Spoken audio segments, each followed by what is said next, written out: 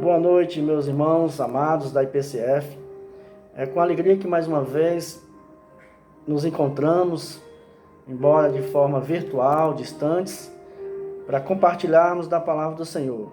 E nessa noite, gostaria de convidar os irmãos para abrirem as suas Bíblias no texto de Lucas, capítulo 2. Nós vamos ler do 25 ao 35. E nessa noite nós esperamos no Senhor, com a instrução, com a iluminação do Espírito Santo, aprendermos para a nossa vida lições práticas, para que possamos desenvolver a nossa vida de oração, nossa vida de comunhão com o Senhor, e para que aumentemos em nosso ser, nossa vida, as consolações do Espírito Santo. Nós vamos aprender com Simeão. Diz assim: havia em Jerusalém um homem chamado Simeão, homem este justo e piedoso, que esperava a consolação de Israel, e o Espírito Santo estava sobre ele. Revelara-lhe o Espírito Santo que não passaria pela morte antes de ver o Cristo do Senhor. Movido pelo Espírito Santo, foi ao templo, e quando os pais trouxeram o menino Jesus para fazerem com ele o que a lei ordenava, Simeão o tomou nos braços e louvou a Deus, dizendo: agora, Senhor, podes despedir em paz o teu servo, segundo a tua palavra, porque os meus olhos já viram a tua salvação, a qual preparaste diante de todos os povos, luz para a revelação aos gentios e para a glória do teu povo de Israel. E estava o pai do menino, admirados do que dele se dizia. Simeão os abençoou e disse a Maria, mãe do menino: eis que este menino está destinado tanto para a ruína como para levantamento de muitos em Israel, e para ser alvo de contradição. Também uma espada traspassará a tua própria alma, para que se manifestem os pensamentos de muitos corações. Bom, irmãos, esse texto nos fala que havia um homem em Jerusalém, e nós vimos as suas características aí, justo e piedoso. Não se constrói, não se faz uma fama, um nome tão forte, tão importante na vida de um cristão, de um servo de Deus, da noite para o dia. Isso é construído com uma longa caminhada, o que nos já dá uma ideia que Simeão já não era moço, já devia ter a idade avançada. E a sua sociedade, a sua comunidade o considerava um homem justo. Então, dá-nos a entender que nessa sua relação horizontal, à sua volta, ele tinha essa fama, porque ele deveria ser um homem que não suportava ver a injustiça, que ajudava a todas as pessoas mais humildes, mais simples, e que primava pela palavra do Senhor, que zelava pela lei de Deus. E ele construiu essa fama, esse nome, com muita sabedoria, porque ele era, como diz o texto também, era um homem com quem tinha o Espírito Santo. O Espírito Santo estava nele. E diz também que ele era um homem piedoso. E nós sabemos que um homem piedoso, que tem piedade no seu coração, também ele ajuda as pessoas movido pelo Espírito Santo. Ele é uma pessoa de oração. Ele tem uma vida consagrada ao Senhor. E essa fama que ele tem não foi construída de uma hora para outra. E fala que ele esperava a consolação de Israel. Era uma coisa comum ao povo judeu esperar que viesse o Messias que traria a redenção de Israel. E esse homem recebeu essa visita especial do Espírito Santo sobre a sua vida, que disse isso, que ele não passaria pela morte antes de ver o Cristo do Senhor. Nós lembramos lá de Lameque, em Gênesis, capítulo 3, que nos diz lá que quando nasceu Noé, também Lameque pensara assim, que aquele menino seria o que ia tirar o povo do sofrimento.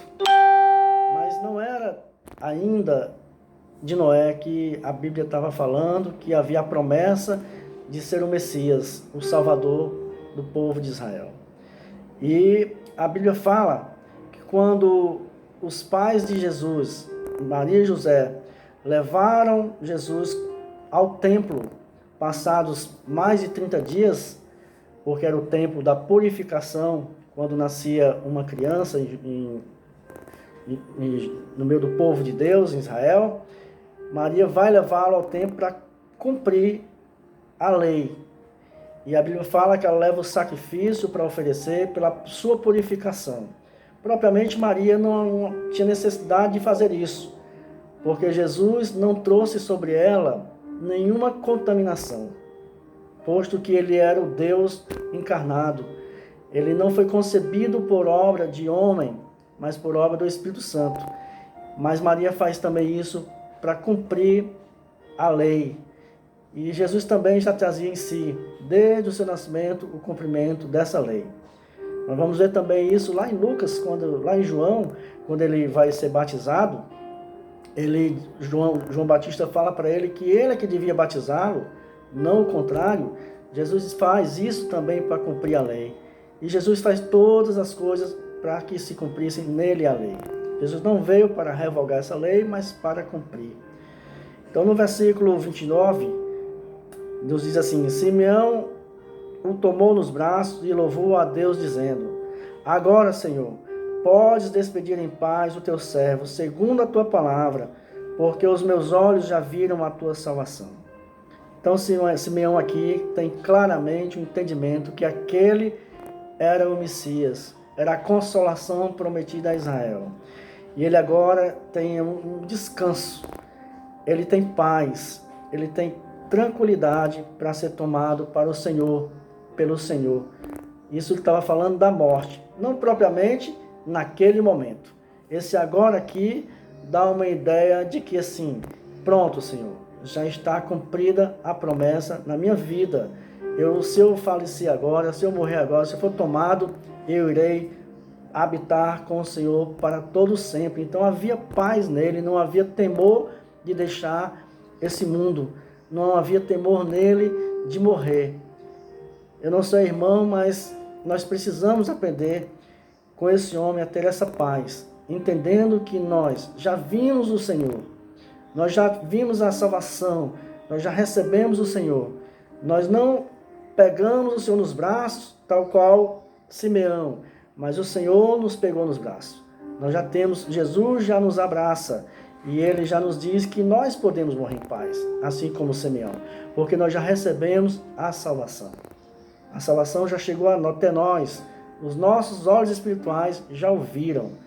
Então nós devemos, quando esse assunto vier à nossa mente, quando na nossa discussão, no nosso meio, ele nos deve promover paz, sabendo que o Senhor já nos deu a gloriosa visão do Senhor Jesus.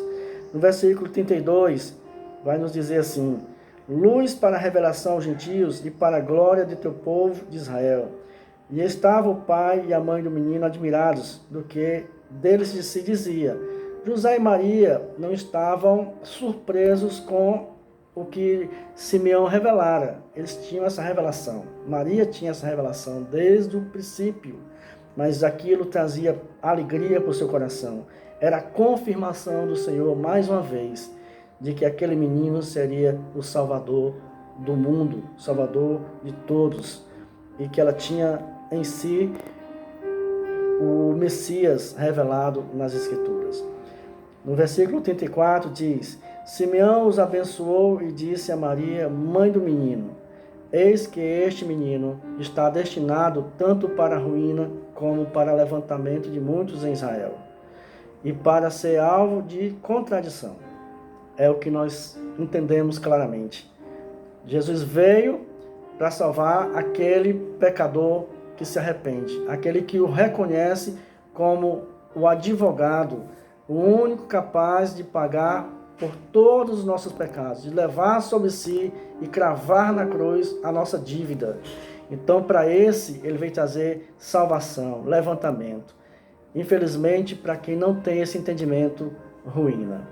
Eu queria voltar ao princípio e, mais uma vez, falar dessas qualidades que estavam no justo e piedoso Simeão, que esperava a consolação de Israel. Irmãos, essa é a nossa condição básica, necessária. Uma vez que nós aceitamos a Cristo Salvador, o Messias, nós devemos ter sobre nós essa mesma referência de pessoas justas, piedosas e que aguardam a consolação do Senhor. O mundo espera ver não o que nós assistimos diariamente na mídia, mas assistir em nós referências de Jesus Cristo. Agora nós acabamos de receber a notícia de que o novo ministro é um servo de Deus. Então nós queremos ver esse homem ser uma referência no mais alto escalão do nosso país. Não somente como alguém culto, alguém inteligente, mas como um servo de Deus justo, que faz a justiça, que não se corrompe, que tem sobre si o título de ser um cristão verdadeiro. Assim devemos ser nós também. Nós não podemos imaginar que com as nossas ofertas, dízimos, assistência ao culto, participação de ministérios de louvor e tantos outros, vai nos garantir o acesso à presença de Deus. Nós não teremos esse acesso por essas obras, mas Simeão teve, no momento em que seus olhos viram a manifestação de Deus, quando ele viu a consolação na sua frente. Da mesma forma nós, irmãos, que aguardamos a vinda do Senhor Jesus, não pela primeira vez agora, mas pela segunda vez, que nós possamos sermos achados dignos de seguirmos com Ele para a glória, se não formos levados antes, como a exemplo de Simeão, nós possamos estar prontos também para dizer: agora, Senhor, pode despedir em paz os teus servos, porque nós já vimos a tua salvação. O que está para nós aqui não nos interessa. A nossa vida aqui agora é passageira. Nós temos aqui apenas missões a serem cumpridas como embaixadores de Cristo, até o dia que o Senhor nos levar. Que Deus nos abençoe, irmão, e que aprendamos com Simeão a termos esse caráter justo e piedoso, e de estarmos firmes, aguardando a consolação de Israel, a nossa consolação.